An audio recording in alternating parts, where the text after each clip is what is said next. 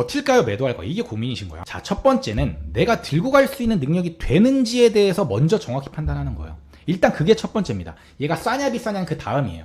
일단 내가 얘를 들고 갈 수 있냐, 버틸 수 있냐 없냐부터.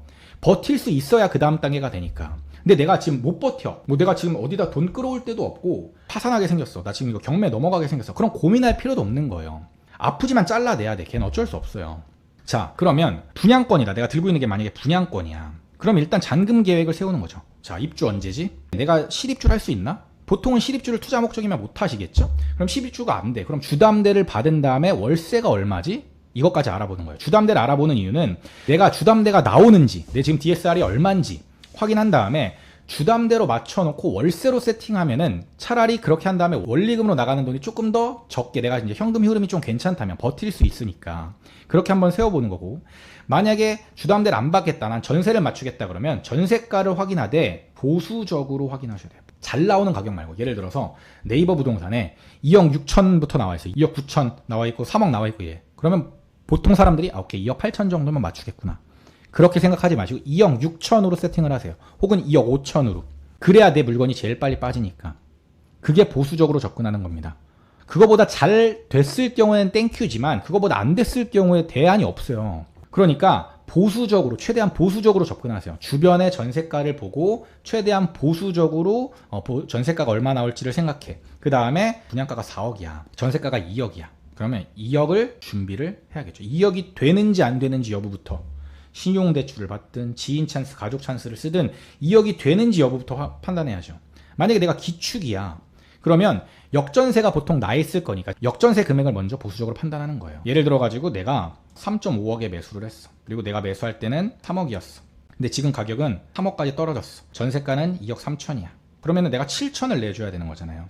7천이 되냐 안 되냐를 신용대출, 지인 찬스, 그 다음에 이 세입자가 나간다 그랬으면은 그럼 차라리 주담대가 된다 그러면 주담대 받아가지고 월세로 세팅할까? 아니면 전세가를 맞추면 2억 3천 정도면 나가나? 2억 5천에 많이 나와 있는데 2억 5천으로 낼까? 그냥 보수적으로 2억 3천에 내자. 이런 프로세스가 먼저 가야 된다는 거예요.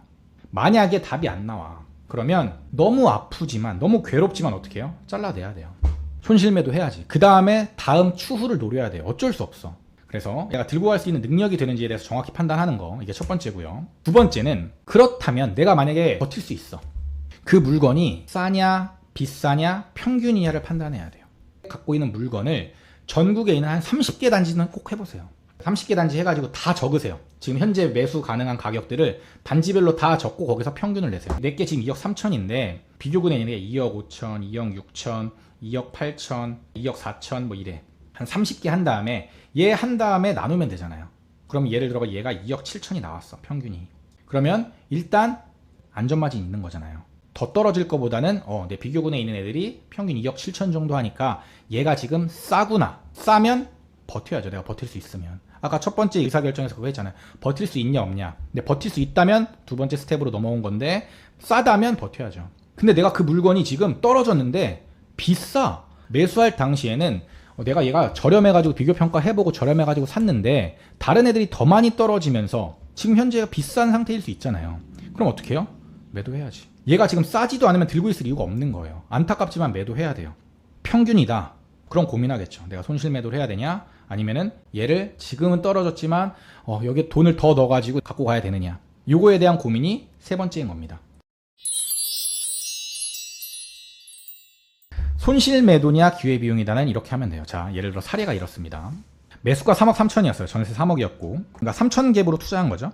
현재는 매매가 3억이고 전세가 2억 5천이 됐습니다. 그럼 어때요? 손실 매도는 하면 얼마죠? 3천이죠. 근데 기회비용은 5천이 날아가는 겁니다. 근데 많은 사람들이 어떻게 생각하냐면 얘를 기회비용을 8천이라고 생각해요. 왜? 난 맨 처음에 3천이란 투자금이 들어갔잖아. 근데 역전세가 나가지고 여기다 5천을 더 줘야 되네? 그러니까 8천이 내 기회비용이지 라고 생각을 해요. 근데 그렇게 판단하면 안 돼요. 얘를 8천이라고 생각하면 안 돼. 기회비용은 5천이 맞는 거예요. 왜? 얘는 내가 갖고 있었어. 그러면 얘는 지금 날아가진 않아요. 만약에 올랐다 그러면 얘는 날아가는 돈은 아니야. 근데 손실매도 하면 3천은 날아가는 돈이죠. 대신에 얘는 기회비용이 5천이 날아가는 거죠. 이렇게 생각을 하는 게 맞는 거예요. 이 두 개 중에 하나를 이제 선택하는 거죠, 본인이. 그 다음, 만약에 분양가가 3.9억이었어. 그리고 24년 1월 입주야. 근데 마피 4천이 났네? 손실 매도를 하려니 분양가도 있고 기타 비용하면 한 8천 정도 돼. 근데 기회비용을 생각하니까 얘가 지금 전세가 한 1억 8천 정도인가? 이렇게 되면은 2억 1천이 더 들어가. 기회비용이 2억이 넘게 들어가. 그럼 얘냐 이 중에 선택을 해야 되는 거죠. 근데 제가 생각했을 때 손실 매도를 하는 경우는 딱 두 가지입니다. 두 가지여야 해요. 내가 도저히 감당 못하는 물건이다. 버티면 오른다고 할지라도 매수 자체를 잘못한 거예요. 얘는. 내가 이것까지 시나리오를 안 짜고 매수한 거니까.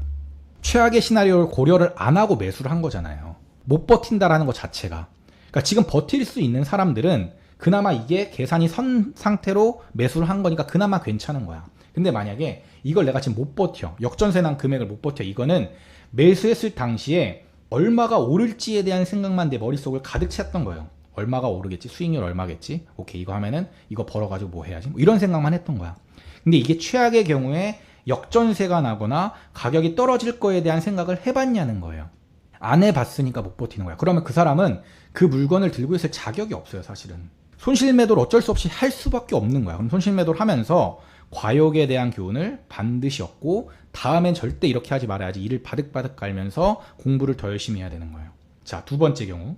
매도하고 바로 매수할 수 있는 대안이 있다면 저는 손실 매도를 해도 괜찮다고 봐요. 예를 들어 뭐 대구 분양권이 보여. 아니면 서울 수도권에 다른 뭐 입주권이나 분양권이나 뭐 이런 것들이 보여. 아니면 갈아탈 수 있는 뭐 좋은 물건이 보여. 실거주로. 근데 이것 때문에 내가 지금 주택수 때문에 막 이래. 이런 상황이야. 그러면 매도할 수 있어요. 왜? 대안이 있는 거니까. 근데 매도를 한 후에 내가 공부해가지고 더 좋은 거 매수해야지 이런 마음가짐을 지금 여러분들이 갖고 계시다면 그럼 이미 잘못된 거예요. 그럼 똑같은 실수를 또 할 확률이 높습니다. 이미 공부는 끝나 있어야 돼. 사고 싶은 물건이 있어야 되고 그 다음에 그 물건이 내가 들고 갈 수 있을 만한 물건이어야 돼요. 그런 준비가 다 돼 있는 사람인데 내가 지금 역전세가 나거나 혹은 지금 마피가 떴어. 손실 매도를 해야 돼. 그런 사람이라면 손실 매도 해도 된다는 거예요. 다른 대안이 있다면. 이런 경우가 아니라면 버텨야 돼요. 버티는 게 이길 확률이 높아요. 대부분의 경우는 기회비용을 주더라도 들고 가는 게 결국에 나중에는 웃는 경우가 많습니다. 그게 2년이 걸릴지 1년이 걸릴지 4년이 걸릴지 5년이 걸릴지 누구도 몰라요. 그런데 손실 매도를 할 때 만약에 두 번째가 준비가 안 돼 있는 상태에서 그냥 내가 마음이 너무 괴로우니까 꼴도 보기 싫으니까 매도한다? 이러면 또 잘못된 선택을 할 확률이 되게 높아지는 거예요. 왜? 얘보다 좋은 물건이 없는데도 불구하고 그냥 팔아제끼는 거예요. 근데 아까 우린 봤잖아요. 지금 우리는 더 들고 가려면 그 첫 번째 조건이 뭐예요? 가격. 가격이 싼데 얘를 던지는 거라니까. 얘보다 지금 더 떨어지지 않는 건데 지금 얘가 꼴도 보기 싫으니까 얘 말고 다른 대안이 없음에도 불구하고 얘를 판다는 건 그냥 얘가 싫은 거야. 보통의 경우는 대안이 없다면 손실 매도하는 것보다는 기회비용을 주고라도 들고 가는 게 유리한 경우가 많다. 그래서 본인 스스로를 잘 돌아보셔야 돼요. 이를 바득바득 갈면서 내가 진짜 그동안 열심히 공부를 해왔는지 그 생각을 하셔야 돼요. 그리고 남의 말 듣지 않고 내가 더 좋은 물건을 투자하고 걔에 대해서는 내가 후회하지 않을 자신이 있는지 이런 거를 본인 스스로가 한번 돌아보셨으면 좋겠어요. 시크릿 브라더 채널을 구독, 좋아요, 알림 설정 부탁드려요.